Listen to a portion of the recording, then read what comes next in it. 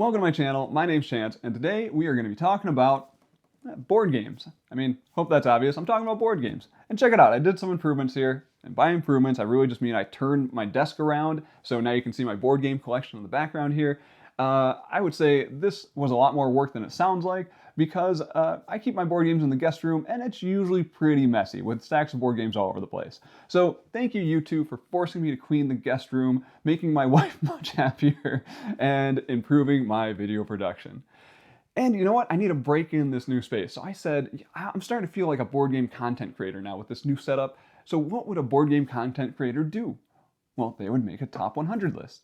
So here we are, kicking things off with my 191, first video in the series, and we're gonna see if my opinion matters to you, basically. Or maybe I'm an idiot, and you can leave those in the comments below. More than happy to hear that. So let's get things started and kick things off with my number 100 board game, which I am already embarrassed that this game is this low on my list, because it is Knarr. Knarr is just, I would say it's a masterclass in board game design. Like, it is just so well done, and it just comes in such a small little box. Now, I will say I do not own Knarr. Two of my friends own Knarr. I've thought about buying it multiple times, but I was like, do we really need 3 copies of Knarr among our group? Probably not, but I like it so much that I wanted to buy it. Oh well. Well, what is Knarr? So Knarr is going to be a Euro, it's like a little bit of a Euro game with an engine building aspect to it, because essentially you're going to have this hand of cards which are represented by different Vikings of different colors, and on your turn you're going to take one of 2 actions, either play one of those Vikings into your tableau, and then you're going to activate the benefit on that Viking, so there's a little benefit at the top.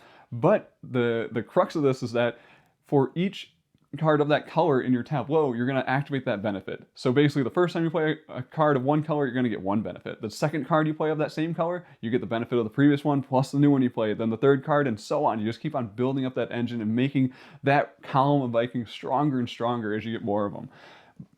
Now we run into the trade-off. So the trade-off is that you can do the explore action, which is taking those Vikings and spending them to go out and build a trade route for you. And building that trade route will allow you to take this location from the kind of location draft row that you're kind of racing to get to other players for. They have some really nice benefits on them, usually points or drawing an extra card, or just something that is going to really help you generate points for the game, because it is a race to get to that 40 points. You're trying to race the other players, and you're trying to calculate that trade-off of, do I keep my Vikings and make that engine strong, or do I go out and do that trade route and get that bonus so I can kind of launch up that points track a lot faster? But the other cool part of this is that you're going to take that trade route, you're going to slot it into your player board, and now you're going to have a permanent change to your board that is going to have a specific trade route that you can activate on your turn as long as you have enough silver bracelets over there. So that's the part of that resource management part of the puzzle. So it has just this really cool pacing to it where you're building up that engine of Vikings, and then you have to decide when is it going to be more beneficial for you to tear down that engine and kind of restart that crew of Vikings in front of you.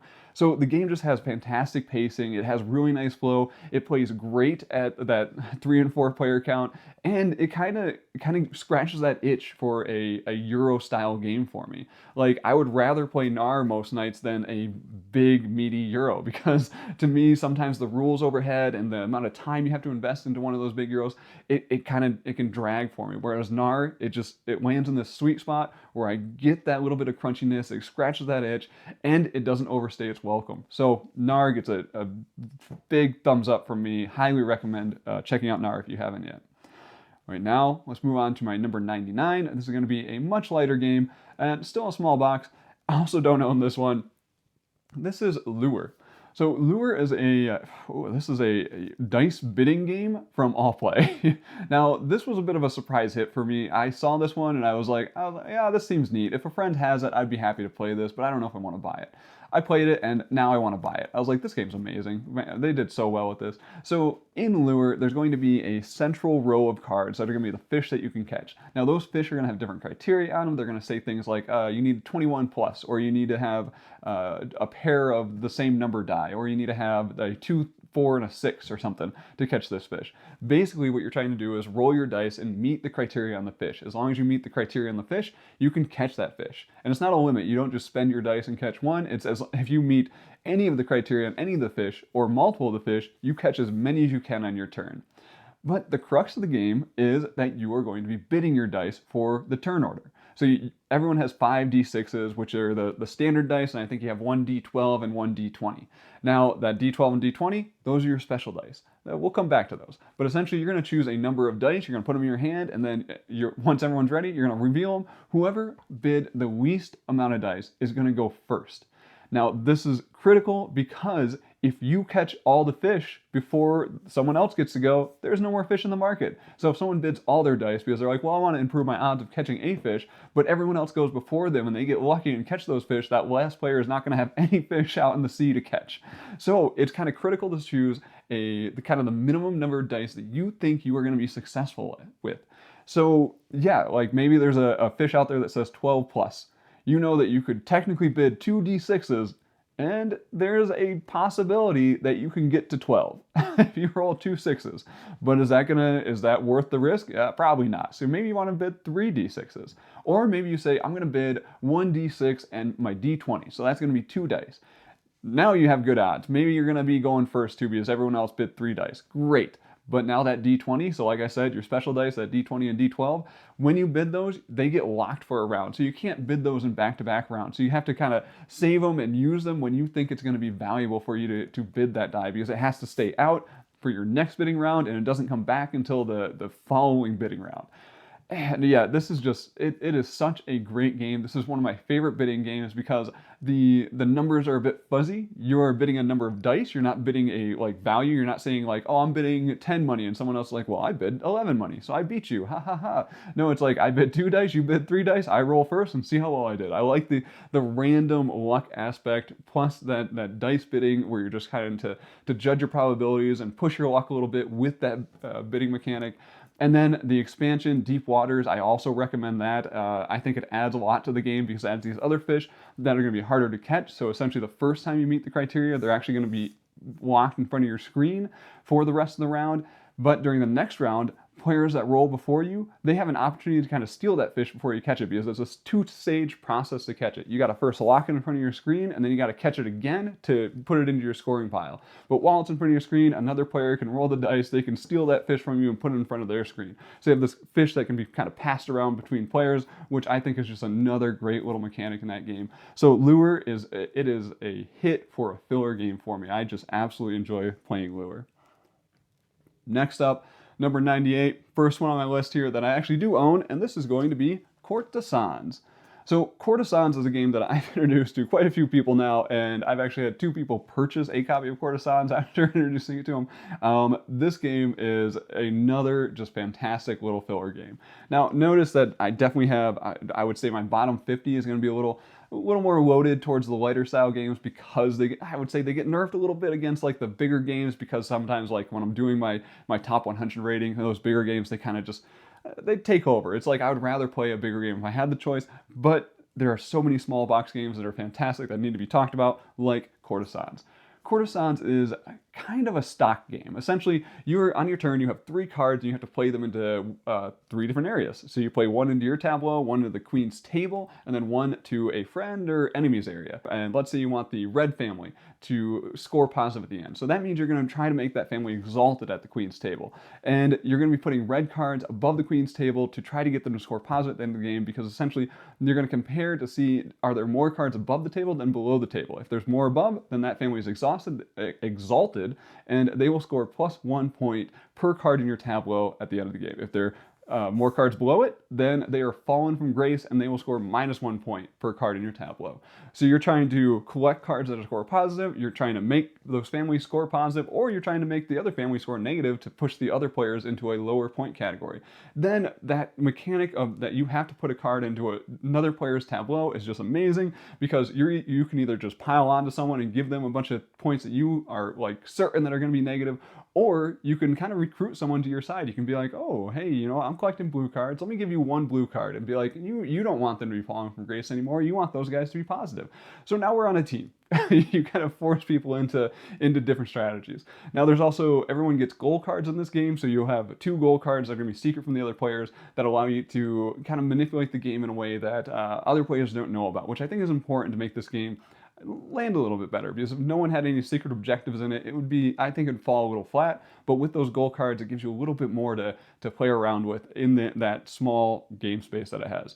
Also super easy to teach, super pretty production from Pandasaurus there. So just another great little filler game that I really enjoy getting out. Okay, let's move on to number 97. Number 97 is another one I own, and this is Desperate Oasis. So another kind of surprise hit for me. This is a game that I did not know much about before buying it. It is a two-player lane battler. So a lane battler, we're basically going to have a number of cards out in front of it. I think it's 5 cards. And we are going to be competing over control for those cards by building out these columns of animals. So each animal card has a certain power on it, and we're basically trying to have more power on our side of the lane than the opponent's side. So at the end of the round, we basically just compare powers, and you capture those lane cards, and those are going to be victory points for the end of the game. You play a total of 3 rounds. So sounds pretty basic, right? Like you're just trying to build up more power in a lane than your opponent. But the mechanics of the game are where things become interesting. Because generally on your turn, you can play 2 cards into your lane. Yeah, great. But there's this thing called animal magnetism in the game. Basically, let's say I played a camel in one of my columns, and then on my next turn or whatever, I play a camel in a neighboring column. Animal magnetism means that if you have any similar animals that are adjacent, they're going to be attracted to that new animal you just played. So you're actually going to pull that camel over from that other column. So this is kind of your way that you can kind of manipulate the board after seeing what your opponent plays and be like, oh, you know what, I'm going to change my strategy a little bit. I'm going to pull this animal over here by taking advantage of that animal magnetism mechanic. Now, I would say if that was all there was, still not super interesting. The other part that's interesting about this is that you can actually play, instead of 2 cards on your side, you can play 1 card on your opponent's side on your turn. So think about that. You can now take advantage of that animal magnetism. Maybe they're like building up a strong set of cards on their side in one of the high scoring columns, and you're like, oh, you know what, there's a negative scoring column, because there are some negative cards in the game where you're like, oh, you know what, you put down 2 rabbit thingies over there, I'm gonna put 1 more rabbit into this column, and now we're gonna draw all your rabbits out of that column into this other column that you didn't want to win. So take that. So I think that aspect of the game just makes it super interesting and fascinating. The other part of this is that there are portal oases. Those portal oases means that animal magnetism can actually happen through the Oasis card, so you can actually pull animals from the opponent's side to your side of the table, and it becomes this kind of a who's going to do it first, like who's going to put down an animal into that column and who's going to be able to pull that animal over from that side. Now, there's other things that happen in the game, like you can do some face down cards, have some secret information before the end of the round, but overall, this is just a fantastic lane battler. I can see this one moving up my list as I play it more. I am having a lot of fun with Desperate Oasis, and also I'm just going to call out the art style is great. It's just a great little small box 2-player game. If you are a type of person that enjoys those lane battler games, I highly recommend checking out Desperate Oasis. Sorry for the jump cut there. Had some technical difficulties, so we needed to re-record a couple of these games. So where was I? I was at number 96. 96 is going to be Toy Battle. So this is another 2-player head-to-head game, and essentially you are trying to either take over your opponent's HQ or capture enough victory points to win the match. Now, the way the game is going to work is that you're going to have a hand of tiles. It kind of is like Scrabble. You have a little hand of tiles in front of you, and you have this little tile stand, and on your turn, you're either going to draw more tiles to add to your stand, or you're going to play tiles out onto the board. Now, playing tiles on the board, you're either trying to surround areas, surrounding certain areas will gain you those victory points, or you're going to make that push to your opponent's base. Now, putting out those tiles, generally you'll put it out. They might have various powers associated with them, things like allowing you to draw tiles. So instead of wasting an action to draw tiles, you could place a tile and draw tiles, or do things like remove a tile from your opponent's stand, or place one down and remove a tile that is next to one of your tiles, that is adjacent to one of your tiles. Now, the other thing that comes up in the game is that if your opponent has a tile that's adjacent to one of yours, you can actually play your next tile on top of their tile as long as it is a higher power tile. So the tile powers are, I think, you have like a Joker, which is the rubber ducky. That one can cover any tile in the game, all the way up to the number 7 tile, which is the T-Rex. So that's the strongest one, but the T-Rex can be covered up by that rubber ducky. So you gotta be careful about it, because essentially you end up in these situations where you have these you end up with this front line battle going on, and you're gonna go back and forth with your opponent. You're be like, I'm gonna put this tile on top of yours, and they come back and they're like, this tile's on top of yours, and then you're gonna go back, this one's on top of yours, and then it's just a a battle of attrition. It's whoever either doesn't have a strong enough tile to cover the next one, or the person that just runs out of tiles and needs to draw first. And then that player that wins that battle, they kind of get to make that push towards that opponent's HQ. So a lot of this game is kind of setting up for those actions. It's either you're rushing to get those victory points, or maybe you're drawing a lot of tiles to save up to do that big push towards your enemy's HQ. So you're just drawing tiles and you're biding your time, and you're letting your opponent run out of tiles. So you know that they're going to have a bit of a pacing disadvantage because they're going to run out of tiles. They're going to need to draw before you, allowing you to push forward that one extra space that you might need.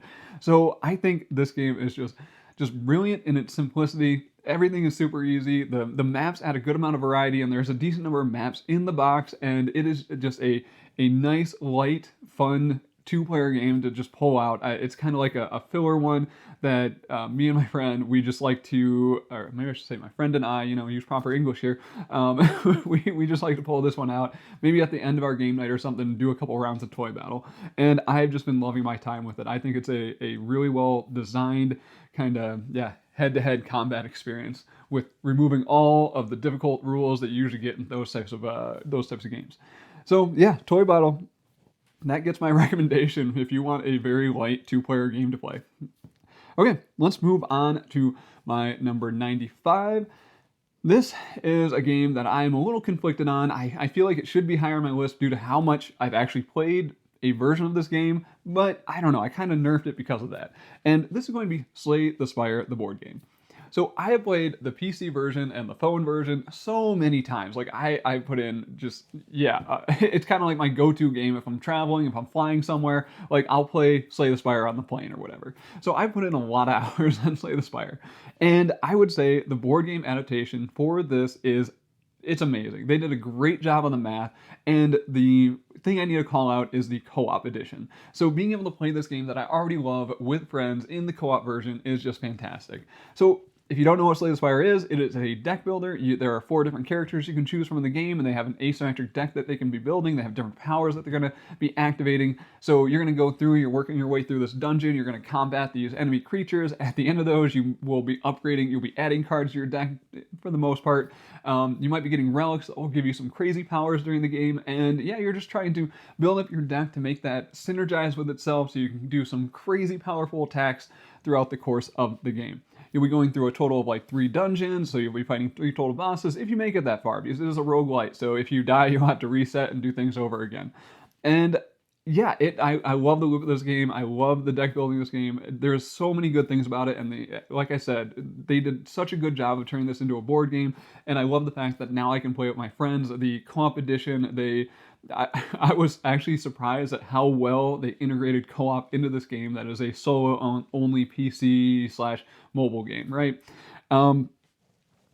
So the problem is, though, the reason why it's lower on my list, even though I do have so much love for Slay the Spire, because I'm not really, hankering to get back to this game. Like, I have played a lot of it. I have explored the different decks quite a bit. I played the game so much that I see these things and I recognize them. So it doesn't really have it doesn't have that new game space that I'm usually looking for in a game. So I'm not saying like, hey, let's play Slay the Spire. I can't wait to get this game back to the table. But my friend that owns Slay the Spire, like, if he wants to play it, I'm happy to do so, because like it is a game that I know I'm going to enjoy when we bring it out to the table. It just doesn't have that draw for a new puzzle for me. So if you haven't played as much Slay the Spire as I have, I think this one's worth checking out, especially if you like co-op games. They did it's fantastic. Really, really good. Obviously in my top 100 still. Okay, so that's going to do it for my number 95. That means we are now moving on to my number 94. Now this one I have some caveats for, because I've only played it once, and this is going to be the box next to me, Guards of Atlantis II. So yeah, Guards of Atlantis 2, I have gotten to the table once, and I didn't have the best experience with it. I would say, so there's a bit of a barrier with this one. With teaching the rules, teaching the flow of the game, I don't think anything's too complicated. I actually would say they did a fantastic job in the rulebook. Everything is very clear in it. I actually felt like the game was pretty easy to teach, but getting people to kind of wrap their head around how the game works and how to do well in it, I think was a bit of a barrier to our first game. And I'll admit that there was definitely more AP, so analysis paralysis, than I anticipated in the first game. So that kind of bogged things down a bit. I expected this game to play a lot quicker, and it played really, really, really slow, which can definitely harm a game. But how did this end up in my top 100? I have so many bad things to say about it. Why is it in my top 100? Well, I'm gonna say because it's kind of hooked me. Like I am intrigued by this. I feel like if we play this a bit more in my group, this could be a great game for my group. Like I feel like this has so much potential, which is why it has landed in my number 94 spot.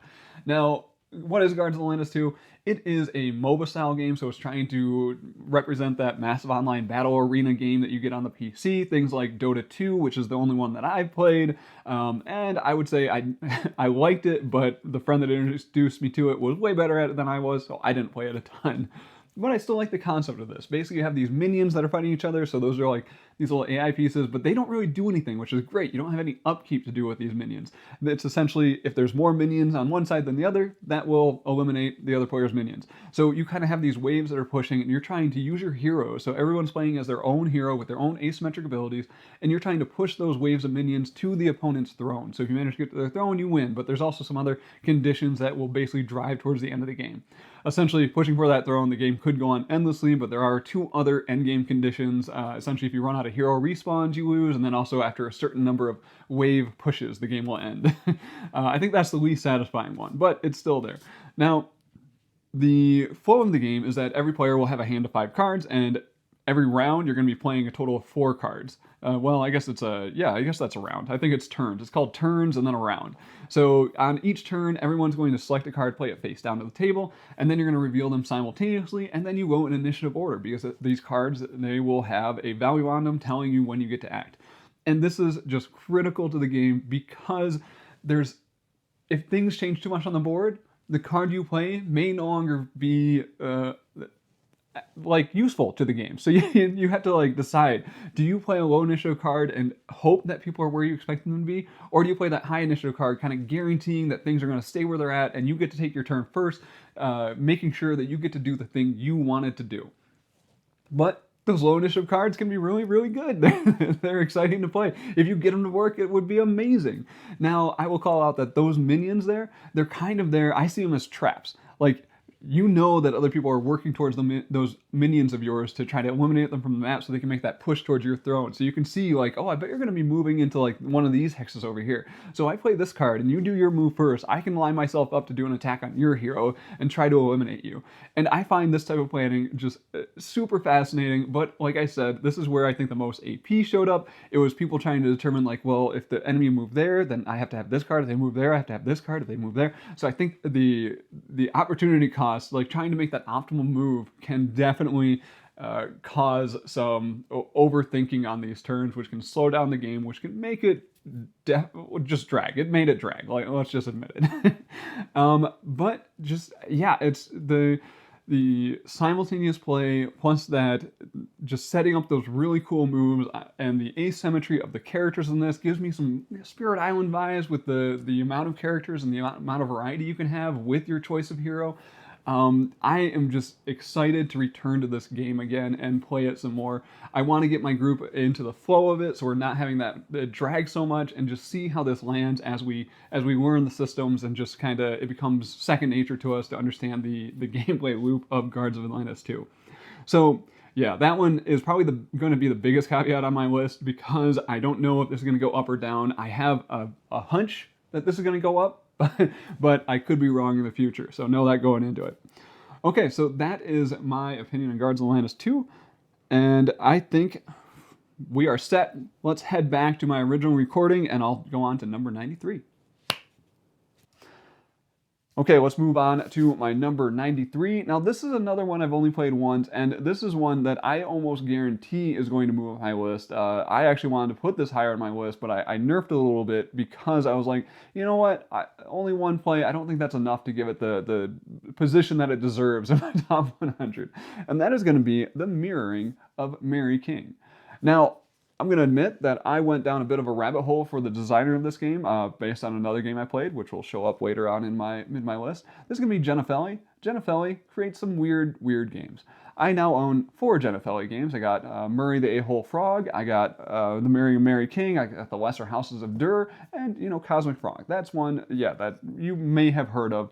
And she just creates these crazy games.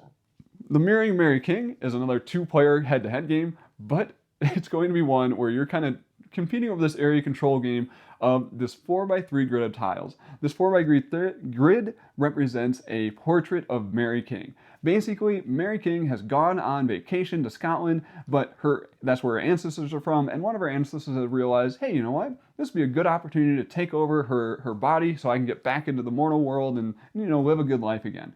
But, Mary King is kind of like using her body, so she wants to stay in it. So now you have this competition over Mary King's mind and to see who kind of wins this struggle. So one side of those tiles is going to be the mortal side of Mary King, and the other side is going to be like that ghost side of Mary King. And essentially on players' turns, you're going to be playing those control tokens or control cards to flip certain tiles. You have a bit of a hand management thing because those control cards are going to tell you different positions that you get to flip the tokens in, and you want to kind of save the ones to do like a big move on your turn. Now, this game has a cool pacing mechanic where the amount of cards you can play are going to change over the course of the week. Basically, you're playing over a 5-day week and seeing who ends up with control of Mary King. The other parts of this game are going to be the power cards, which are just crazy. They change the rules of the game a little bit, or break the rules of the game a little bit. But you also have your deck is going to be your mind, so that's like how much of you is left, right? So, and then you also have like your discard pile, which is your memory, which you can influence in certain ways. You can pull back memories with certain cards. But what's interesting is that at the end of every player's turn, you're going to see who controls more of Mary King. And essentially, if you are behind on that control board, your mind is going to kind of whittle away. It's going to go away. You're going to lose some cards from that mind deck. Basically, the other player is taking over control, and you are starting to kind of lose yourself as they take more control of you, which means that, yeah, your mind is starting to deteriorate. If you ever run out of cards in your mind and you're not able to like discard from it anymore, you lose the game. Basically, you have been lost. So this one just has a crazy theme. It is a really cool 2-player game that I am so excited to explore more and to play more. I love this super unique theme, and it's just something I've never seen before. It's not the usual just like troops on a map head to head or the usual lane battler. So yeah, because of that uniqueness, that is why this game is in my top 100. Cannot wait to play this one again. Just if you like weird games, this might be right up your alley. All right, let's move on to my number 92. Number 92 is going to be this big box next to me. This is Mind Management. So Mind Management is a hidden movement game based on a comic series that I have not read. And I have to start off with an admission. I actually owned Mind Management before, and then I played it a couple of times and I sold it. It didn't hit for me. And then I decided, I decided I missed it. And I had a new person that I was playing board games with, and I was like, you know what, he might really like this. This might be a good one for us to play. So I decided to pick up Mind Management again. And I'm happy I did. I don't know, this one is something that I don't know if it's going to go up or down on my list yet. It's questionable. But I would say my first plays of this kind of fell a little flat. I think there's a bit of a learning period of this game, because essentially I think both players need to play both roles, because there's going to be, so it's hidden movement. One of you is going to be a recruiter, where you have a secret map where you're going to move around on. Basically, there's this map where you have some certain rules on how you move. You cannot double back on your path. You are basically moving just one square at a time on this map, which gives you a lot of restrictions around that. And then also you're trying to go to certain spaces to collect recruits, because that's your goal as the person, as the recruiter, is to recruit people. And essentially, you recruit people by visiting certain icons on the map, which the opponent player can kind of, they can start to deduce those icons that you're going for, and that will allow them to kind of track your movement on that map. Now, the other player or players are going to play as the rogue agents. Basically, there's always going to be 4 rogue agents on the board, no matter how many players there are. So I would say this plays best probably at 1, 2, or 4. Well, I would say that would be 2, 3, or 5, because one player's recruiter. I think if you have even split on the other side, but you could probably play it as 3. If one player knows the game more, they could take on that second recruiter or character or whatever. But I think so far this plays best head-to-head for me. Mainly because I feel like the recruiter side, you really need to have those people on the same page. If they're not on the same page, there can be a little bit of conflict on the best route to go or the decisions to make, which, yeah, this is where team games, if you're not aligned with your partner, they can kind of fall flat. I think that's why I got rid of Mind Management, because I had that experience. It was one of those things where I was the recruiter. The other side, it was kind of fun to see them try to work out the puzzle that I was putting out for them. But at a certain point, it kind of was like they were both kind of at odds, and one of them was right, one of them was wrong, and the one that was wrong, they kind of won out on their argument. The one that was right, they just kind of gave in, and they're like, yeah, fine, let's do that. Even though the one that was right, they were spot on with where I was at, and I was like, oh, I felt kind of bad at the end of it. So yeah, I do think right now this does work better as a head-to-head experience for me. But maybe I'll find that group that it'll work better at that 1v2 count. We'll see. But either way, at the head-to-head, I'm excited to revisit this right now. I think it has a really cool hidden movement puzzle. The rules, I would say this is not the easiest game to teach for some reason. The rule book also isn't great. It gives you this intro scenario where it kind of calls out these green boxes for your intro setup, and then there's like red boxes in there for like the full game version. So while you're reading it, you're kind of parsing out, am I doing the intro scenario and what parts do I care about? I kind of just wish they laid out the rule book to do the full game. The intro experience, I don't think matters. I feel like just the main game part is what I needed. So yeah, I don't know. But there's some cool stuff that will happen as you play the game more and more. There's a shift system where essentially you get to unlock new boxes of items as players kind of play the game more. The loser gets to unlock one of those shift boxes, and that basically gives them an advantage for the next game. So you can kind of go head to head with that opponent and kind of go through and have the recruiter lose, unlock a box, have the agents lose, unlock a box, have the recruiter lose, unlock a box. So keep up changing the rules and the strategy of the game. So I am excited to keep revisiting this hidden movement game, Mind Management. Okay, final one of the video. Let's move on to my number 91, and this is going to be another surprise hit, and this is King of 12. So King of 12 is a game that I heard about from the brothers Murph. They called this out as a underrated gem out there, and I 100% agree. So in King of 12, basically all players are going to start with the same hand of cards, and you have a D12. You're going to roll that at the beginning of the round, and then you're just going to leave it out in front of you. Now your goal is to win a total of 2 rounds. A round is going to be playing out all your cards except for I think 1, so you're going to have 1 card left in your hand at the end of the round. And basically you're trying to earn the most points at the end of the round to, get a victory point. And once you have 2 victory points, you win the game.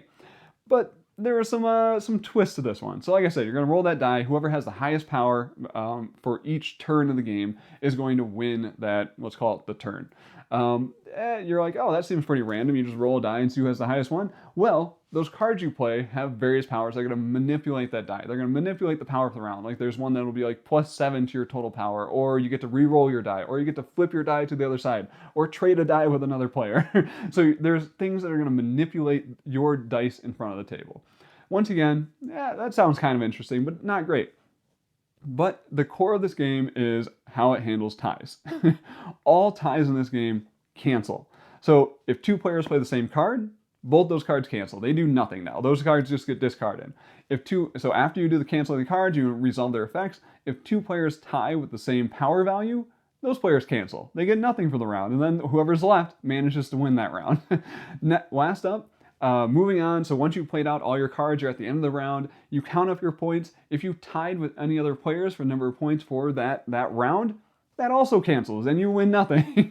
And then whoever's left is the one that wins the round, and they score that victory point for the game. And then you play another round, and that same thing happens over and over. So just this tie mechanic is just so great that I just love how much entertainment it causes. Like you were constantly doing this double think of trying to say, oh, I bet they're going to play this card, so I don't want to play that card because that card cancels. That's going to be bad for me. Maybe they're going to play the card. There's one card that'll say the lowest die value wins instead of the highest die value. So there's always this kind of game where you're like, ooh, they have a low die value. Are they going to try to boost their die value, or are they going to play that card to have the lowest die value win? Or you can try to cancel their card if you have a high die value versus their low die value. So maybe you say, oh, I'm going to play my low die value card and cancel yours because I bet that's where you're going with this. So that cancel mechanic just makes the thinking and judging other players just so much fun in this game. Now, I will mention that it is definitely a chaotic game. I don't know how much control I have over my victory in it, but I just love the social experience that this game provides. So King of 12 is one that it is kind of in this filler category. It plays about 15 minutes or so. And yeah, I just love bringing it out. I love the chaos. I love that tie canceling. I love just the laughter at the table, especially when people get screwed on their cards and they're like, oh man, what? Come on. So yeah, this one's a joy that if you like chaos, if you like just these lighter, crazy games, King of 12 is the one that maybe should be on your list. Whew, okay, made it. That was my 191. So this is the first video of the series, and yeah, hopefully you found this interesting, or heard about some games that maybe you haven't, like Mary King over there, or Desperate Oasis. So let me know if you found any of these interesting, if you have played any of these games and you are also interested in them, or maybe you hate some of these games. Let me know that in the comments below as well. So stay tuned for the rest of my top 100. And as for today, thank you for watching. Thank you for spending your time with me, and I will talk to you next time.